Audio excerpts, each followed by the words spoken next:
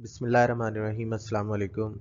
BCom part 2 की advance accounting में हमारा फाइनल चैप्टर चल रहा है जिसका नाम कैश फ्लो है। ठीक है, कैश फ्लो के अंदर 2 लेक्चर हम ऑलरेडी डिस्कस कर चुके हैं। तीसरे लेक्चर में इंशाल्लाह हम इसको कंटिन्यू करेंगे और आज हम कैश फ्लो को डिस्कस करेंगे। ठीक है, अच्छा जी, नेक्स्ट स्लाइड करते हैं। नेक्स्ट स्लाइड में देखो कैश फ्लो किस तरह से बनता है।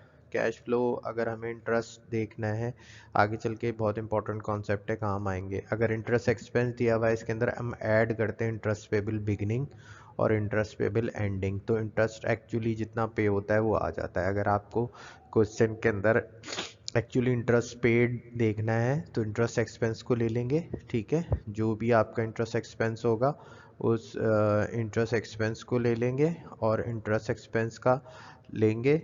नॉर्मली जो फाइनेंशियल स्टेटमेंट दिया होगा उसमें बिगिनिंग देखेंगे। बैलेंस शीट दी होगी 2 साल की ना, उसमें दिया हुआ होता है, तो बैलेंस शीट का जो बिगिनिंग होगा वो ले लेंगे।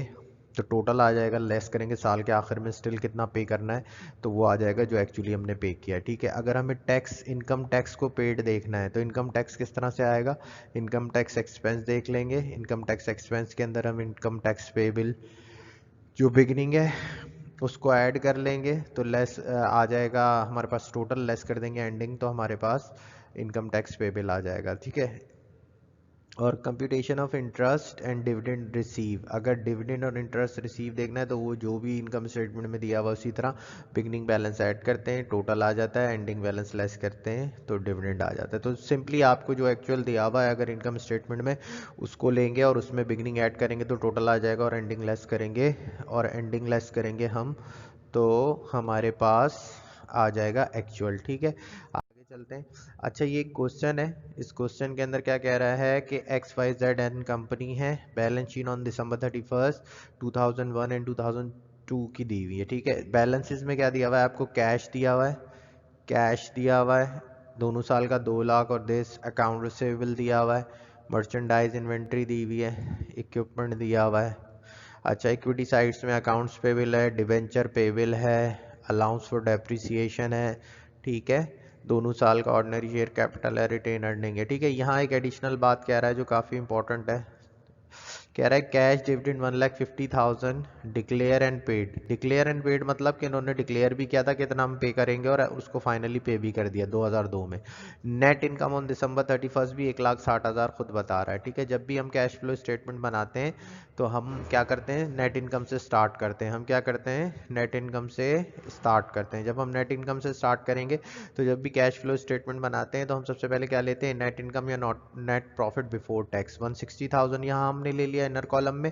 ऐड करते हैं हम, add back non operating expense, non operating expense और नॉन ऑपरेटिंग एक्सपेंस, और क्या करते हैं हम, करंट एसेट्स और करंट लाइबिलिटी को लेते हैं ऑपरेटिंग एक्टिविटी के अंदर। ऑपरेटिंग एक्टिविटी के अंदर क्या चीज़ें आती हैं याद रखना, ऑपरेटिंग एक्टिविटी का पूरा फॉर्मेट हम आपको बता चुके हैं। ऑपरेटिंग एक्टिविटी में क्या आता है, करंट एसेट्स और करंट लाइबिलिटी जो बिजनेस चलाने के लिए ज़रूरी होते हैं। ठीक है, वो आते हैं, और नॉन कैश आइटम आते हैं। ठीक है, तो नॉन कैश आइटम हमने कहाँ से देखा कि हमें पता है कि सबसे पहले नॉन कैश आइटम क्या है, डेप्रिसिएशन। ठीक है, डेप्रिसिएशन अगर कोई एसेट सेल वेल नहीं हुआ है तो डिफरेंस हम डेप्रिसिएशन का ले लेंगे। क्या 2001 के अंदर अलाउंस फॉर डेप्रिसिएशन कितना था, 30,000, 2002 के अंदर वो बढ़कर कितना हो गया, 40,000। इसका मतलब है कि इस साल के अंदर कितने से इंक्रीज हुआ है, 10,000 से। तो ये 10,000 वो हैं जो हमने as a expense income statement में से माइनस किए होंगे, मगर ये हमने किसी को पे नहीं किया, तो इसलिए इसको ऐड बैक करते हैं, तो ये टोटल आ जाएगा प्रॉफिट चार्ज 170,000। ठीक है, फिर हम क्या करते हैं, ऐड करते हैं decrease in inventory. Decrease in inventory क्यों ऐड करते हैं, अगर इन्वेंट्री आपकी डिक्रीज हो रही है, कैश के अलावा देखेंगे, अगर इन्वेंट्री आपकी डिक्रीज हो रही है तो हम इसलिए ऐड करते हैं कि इसका मतलब है सेल हो रही है। लास्ट ईयर आपका इन्वेंट्री कितना था, 2,40,000, इस साल कितना हो गया, 2,10,000। इसका मतलब क्या है, इसका मतलब है कि आपने 30,000 रुपये की इन्वेंट्री बेच दी। अगर 30,000 रुपये की इन्वेंट्री बेच दी तो ये कैश इनफ्लो होगा, आपके पास आएगा, हम यहाँ ऐड कर लेंगे। ठीक है, उसके बाद हम अकाउंट रिसीवेबल को देखेंगे, पहले भी देख सकते थे, हमने ऊपर नीचे कर दिया, कोई मसला नहीं है। अकाउंट रिसीवेबल रिसिवेबल, अगर अकाउंट रिसिवेबल में कमी आती है तो क्या होता है, अकाउंट रिसिवेबल में कमी आती है तो इसका मतलब है कैश कलेक्शन हो रहा है, और अगर अकाउंट रिसिवेबल बढ़ रहा है तो इसका मतलब है कि क्रेडिट पे सेल हुई है, पैसा नहीं आया होगा। अब कह रहे हैं कि लास्ट ईयर अकाउंट रिसिवेबल कितना था, 2,30,000, इस साल अकाउंट रिसिवेबल कितना है 2002 में 2,40,000, इसका मतलब है कि 10,000 की एडिशनल क्रेडिट सेल हुई है, उसको इनकम स्टेटमेंट में तुमने सेल रिकॉर्ड कर दिया होगा। अगर तुम्हारे पास उसके अगेंस्ट कोई पैसा नहीं आया, जब तुम्हारे पास उसके अगेंस्ट कोई पैसा नहीं आया तो डेफिनेटली आप उसको क्या करोगे, माइनस करोगे कि 2,30 2,40, तो हमने क्या करा 2,30,000 में से 2,40,000 हम माइनस करेंगे तो हमारे पास 10,000 रुपये बचेंगे। ये रॉन्गली लिखा हुआ है, ठीक है 10,000। अभी हम इसको ऐड करके भी देख लेंगे किस तरह से हो रहा है, ठीक है। ये 1,10 गलत है, हम कितना लेंगे, अकाउंट रिसीवेबल हमारा कितना था, दो नहीं नहीं नहीं, नहीं सही है, 2,30,000 था, 2,30 से बढ़कर 2,40 हो गया तो 1,10,000 ही आएगा, जो डिफरेंस होगा वो ले लो। यानी कि अगर 2,30,000 हमारा रिसीवेबल था 2001 में और 2002 के अंदर 2,40,000 है, तो उसका अगर हम डिफरेंस लेंगे, इसका अगर हम डिफरेंस लेंगे तो 2,30 2,40 का डिफरेंस कितना होगा, 1,10,000। 1,10,000 हम इसलिए माइनस कर रहे हैं कि अकाउंट रिसीवेबल बढ़ने का मतलब क्या है कि ये क्रेडिट पे सेल होगी, इसकी एंट्री क्या होगी, क्रेडिट पे अगर सेल हुई होगी इसकी एंट्री होगी account receivable debit sales credit, ये एंट्री हुई होगी ना इसकी। अगर अकाउंट रिसीवेबल डेबिट और सेल्स क्रेडिट हुआ है तो इसका मतलब है कैश तो नहीं आया, तो मगर हमने इनकम स्टेटमेंट में बढ़ा दिया होगा। अब हम कैश फ्लो देख रहे हैं कि एक्चुअल हमारा पास कैश कितना है, तो डेफिनेटली हम इसको माइनस करेंगे, ठीक है। उसके बाद ये सारे हो गए अकाउंट से बिल हो गया, मर्चेंडाइज, ये जो इक्विपमेंट है ये इन्वेस्टमेंट में आता है, कैश को लेते नहीं है, कैश का तो डिफरेंस एक्चुअल आंसर होता है, जो भी कैश का डिफरेंस होगा वो तुम्हारे कैश फ्लो का एक्चुअल आंसर होगा हर क्वेश्चन में, इसलिए तुम्हें क्वेश्चन शुरू करने से पहले तुम्हें आंसर पता चल जाएगा, ठीक है। इक्विपमेंट की परचेज सेल्स इन्वेस्टमेंट में आती है और बाकी फाइनेंसिंग में आते हैं, ठीक है। जब फाइनेंसिंग में आते हैं तो अब हम क्या ले लेंगे, accounts payable. Accounts payable current liability है, इसलिए ऑपरेटिंग वर्किंग कैपिटल में क्या आता है, करंट एसेट्स और करंट लायबिलिटी। तो अकाउंट्स पेबल क्या है, करंट लायबिलिटी। करंट लायबिलिटी 2002 में कितनी थी, 2002 में करंट लायबिलिटी थी आपकी 2,50,000 और 2002 में हो गई, 2001 से 2002 में बढ़कर हो गई 2,70,000। तो 2002 से ये हो गई 2,50 से 2,70, तो कितने का इजाफा हो गया, 20,000। अगर 20,000 रुपए की करंट लायबिलिटी अकाउंट्स पेबल बढ़ा है तो इसका मतलब है कि हमने परचेज किया उधार पे मगर हमने उसको एक्सपेंस लिखा होगा। इसका अकाउंट्स पेबल कब बढ़ता है, जब मर्चेंडाइज खरीदते हैं, तो इसका मतलब है कि तुमने 20,000 की मर्चेंडाइज ली होगी, तुमने एंट्री की होगी purchase debit accounts payable credit 20,000 से, जब भी तो अकाउंट्स पेबल यहाँ ऐड हुआ है 20,000, मगर तुमने उसको एज ए एक्सपेंस रिकॉर्ड कर लिया होगा मगर एक्चुअली तुम्हारे पास से कैश नहीं गया, तो इसलिए इसको हम वापस ऐड कर रहे हैं, ठीक है। तो इसको हम वापस ऐड कर रहे हैं, तो अब हमारे पास 2,60 थी, 10,000 नॉन कैश आइटम हमने ऐड किया था, 2,70 आया था, 30 ऐड किया, 30 ऐड करेंगे तो 2 लाख हो जाएगा, 2 लाख में फिर 20 ऐड करो 2,30 हो जाएगा, ठीक है। 2,30 में से 2,30 में ये आपका कितना हो गया, 2 लाख और 2,20,000, 2,20,000 में से 2,10,000 जो तुम्हारा नेगेटिव है उसको लेस करेंगे तो तुम्हारे पास एक्चुअल कितना बच जाएगा, जो ऑपरेटिंग एक्टिविटी से आ जाएगा 1,10,000। अच्छा, अब आप तुम्हारी सेकेंड एक्टिविटी होती है जिसको हम कहते हैं इन्वेस्टिंग एक्टिविटी। सेकेंड एक्टिविटी कौन सी होती है, इन्वेस्टिंग एक्टिविटी। इन्वेस्टिंग एक्टिविटीज में purchase sales of fix assets हम लेते हैं, ठीक है। तो यहाँ पर अगर तुम देखो तुम्हें कोई नहीं बता रहा कितना परचेज हुआ कितना नहीं, तो तुम ये देखो कि इक्विपमेंट का क्या डिफरेंस आ रहा है। इक्विपमेंट 2002 में कितना था, सॉरी 2001 में इक्विपमेंट था 2,80,000 और 2002 में इक्विपमेंट कितना हो गया, 3,10,000। 2,80 से 3,10 हो गया, तो इसका डिफरेंस 2,80 और 3,10 का हम डिफरेंस लेंगे तो कितना आ रहा है, इक्विपमेंट 2,40,000 था और 2,10 हो गया, तो 30,000 रुपए से इक्विपमेंट कम आ रहा है। तो इसका मतलब है कि तुमने क्या करा, इक्विपमेंट सेल करा है, तुमने इक्विपमेंट क्या किया है, परचेज नहीं किया, तुमने इक्विपमेंट सेल किया है, ठीक है। अच्छा, यहाँ पर देखो ये हम क्या कह रहे हैं, इक्विपमेंट था हमारा 2,80,000 और बढ़ के हो गया 3,10,000। इसका मतलब है इक्विपमेंट में कितना चेंज आ रहा है, इक्विपमेंट में 30,000 रुपये का चेंज आ रहा है। यानी कि लास्ट ईयर आपका इक्विपमेंट का अकाउंट कितना शो कर रहा है, 2,80, और इस ईयर बढ़कर कितना हो गया, 3,10,000। इसका मतलब क्या है, इसका मतलब ये है कि इक्विपमेंट इंक्रीज हो रहा है, और इक्विपमेंट इंक्रीज कब होता है, जब आप इक्विपमेंट परचेज करते हो। तो इसका मतलब है 30,000 रुपए का तुमने इक्विपमेंट परचेज किया है, और वो हम इसलिए यहाँ पर माइनस कर रहे हैं। तो 30,000 हमारा सिर्फ ऑपरेटिंग में, और कुछ नहीं है, यही है। तो 30,000 हम यहाँ से माइनस कर देंगे। ये हमारा क्या हो जाएगा, इन्वेस्टिंग एक्टिविटी में परचेज आ जाएगा। ठीक है। थर्ड चीज हमारे पास होती है फाइनेंसिंग एक्टिविटी। थर्ड चीज हमारे पास, सॉरी ये कलर थोड़ा डार्क हो जाएगा। अच्छा, हम लाइट कलर लेते हैं इसके लिए, ये ले लेते हैं। ठीक है। अच्छा, थर्ड एक्टिविटी हमारे पास होती है फाइनेंसिंग। फाइनेंसिंग में क्या होता है, फाइनेंस पैसा कैसे आता है, कि अगर फाइनेंस मतलब होता है मनी जनरेट करना। मनी कैसे जनरेट करते हो, तुम शेयर इशू कर सकते हो, बॉन्ड इशू कर सकते हो, शेयर इशू कर सकते हो, बॉन्ड इशू कर सकते हो, और इसके अलावा डिबेंचर इशू कर सकते हो। तो इस क्वेश्चन में अब हम देखेंगे शेयर होल्डर इक्विटी को। तो देखो, हमने सारी चीजें कर ली, कैश को लेती नहीं, अकाउंटेबल ऑपरेटिंग एक्टिविटी का पार्ट है, इक्विपमेंट इन्वेस्टिंग का है, ये करंट लायबिलिटी है, ऑपरेटिंग में आती है, ये अलाउंस फॉर डेप्रिसिएशन कर दिया है। ऑर्डिनरी शेयर कैपिटल में क्या चेंज आ रहा है, ऑर्डिनरी शेयर कैपिटल 3 लाख थे और 4 लाख हो गए। इसका मतलब क्या है कि 3 लाख से बढ़कर जब 4 लाख हो गए, तो इसका मतलब है कि 1 लाख के न्यू शेयर आपने इशू किए। तो हमने इशू ऑफ शेयर कितना आ जाएगा, 1 लाख के, 1 लाख के आपने नए शेयर इशू किए। तो हमने यहाँ पर हमारे पास 1 लाख पैसा आया होगा, क्योंकि लास्ट ईयर हमारे ऑर्डिनरी शेयर कैपिटल 3 लाख था, इस ईयर हमारा ऑर्डिनरी शेयर कैपिटल 4 लाख है। तो इसका मतलब क्या है कि 1 लाख के हमने शेयर इशू किए, तो हमने 1 लाख यहाँ पर ले लिया। क्लियर है ये बात। इसी तरह अगर हम बॉन्ड्स को देखें या डिवेंचर को देखें, लॉन्ग टर्म लाइबिलिटी को लेते हैं यहाँ पर, अगर हमारा डिवेंचर कितना है, डिवेंचर पे भी लास्ट ईयर था 1,20,000 और इसे 2,40,000। इसका मतलब है कि तुमने मार्केट में नए डिवेंचर इशू किए, जब भी तो तुम्हारा डिवेंचर पे बिल बढ़ रहा है। जब तुम्हारा कितने से बढ़ रहा है, तो हमने लेस किया 2,40 में से 1,20 को लेस किया, तो इसका डिफरेंस होता है कितना, 1,20,000 के हमने नए डिवेंचर इशू किए। 1,20,000 का मतलब है कि 1,20,000 के जब नए डिवेंचर इशू किए हैं, तो 1,20,000 रुपए तुम्हारे पास क्या आया होगा, कैश आया होगा। इसलिए हम, और इसमें फिर हम लेते हैं जो डिविडेंड एक्चुअली हमने पेड किया है। और हमने कितना डिविडेंड पेड किया है, एक्चुअली यहाँ पर ये कह रहा है कि हमने 1.5 लाख का कैश डिविडेंड पे किया है। जब 1.5 लाख का कैश डिविडेंड पे किया है, तो ये तुम्हारे पास से कैश जा रहा होगा, इसको लेस कर देते हैं। ठीक है, तो ये लेस कर देंगे, ये कितना हो जाएगा, 2,20,000। 2,20,000 में से 1.5 लाख माइनस करेंगे तो 70,000 आ जाएगा। ठीक है, 70,000 आ जाएगा। इन तीनों को ऐड करेंगे, 1,10,000 और 70, ये कितना हो जाएगा, 1,80,000। 1,80,000 में से 30 लेस करेंगे तो 1.5 लाख।